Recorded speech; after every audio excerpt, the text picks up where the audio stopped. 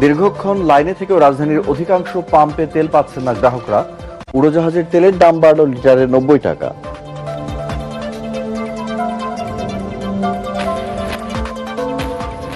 সংকট মোকাবেলায় খরচ কমানো সহ বেশ কিছু উদ্যোগ নিয়েছে সরকার। প্রধানমন্ত্রীর সাথে আইএমএফ প্রতিনিধির বৈঠকে জুলাই ঋণের ষষ্ঠ ও সপ্তম কিস্তি পাওয়ার আশাবাদ। জুলাই যোদ্ধাদের দায় মুক্তিতে একমত জাতীয় সংসদের বিশেষ কমিটি। অন্তর্বর্তী সরকারের ১৩৩টি অধ্যাদেশ নিয়ে বৈঠক।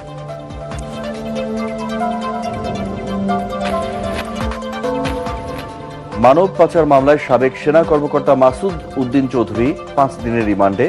1-11-এর সময় রাজনৈতিক নেতাদের নির্যাতনের বিষয়টি তদন্ত করবে ডিবি। এবং ইরান যুদ্ধ শুরুর দায় প্রতিরক্ষামন্ত্রী পিট হেগসেথের উপর চাপালেন ট্রাম্প।